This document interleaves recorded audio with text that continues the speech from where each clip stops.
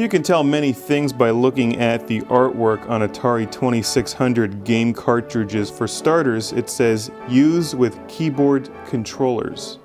And here on basic programming, if you want to be like that guy, you've got to use buttons instead of joysticks.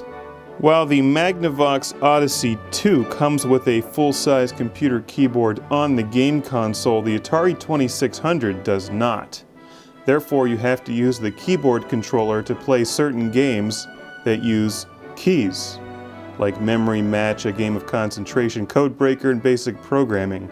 And this is the keyboard controller. Generally, these are found in pairs. You can see there's two of them here, and there's a little ridge there, a little slot. You can take it and slide it in here. That's like a monster keyboard controller. There, I've just reprogrammed the space shuttle. The keyboard controllers each individually have 12 buttons on them labeled 1 through 9, and then there's a star, 0, and a number sign. If you hook two of them together, you then get 24 buttons. Slide that apart.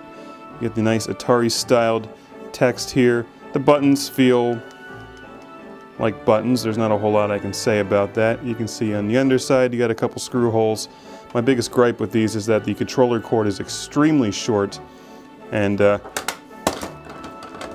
than the fact they just get tangled together. If you're playing Atari 2600, the controller ports are on the back, so you practically have to sit on top of your Atari when playing games that use the keyboard controllers. If you want really old-school word and puzzle-related games, I recommend the Magnavox Odyssey 2 with its enormous keyboard built into the game console for games like Matchmaker. The Atari 2600 has generally better games and more arcade-style games. However, it does have some word and puzzle games, like basic programming.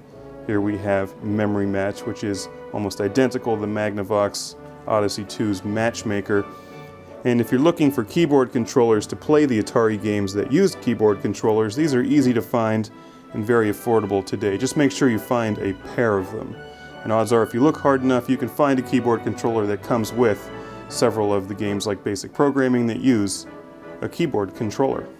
I'm not sure if there's any Atari 2600 games that do this, but in theory, since you can hook up two of these things and you're still left with another expansion slot, you could hook up 4 Atari 2600 keyboard controllers.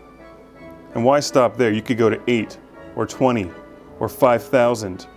You could have the world's largest stack of Atari keyboard controllers if for some reason you'd actually want to do that. But come on, who wouldn't want to have the world's largest stack of keyboard controllers?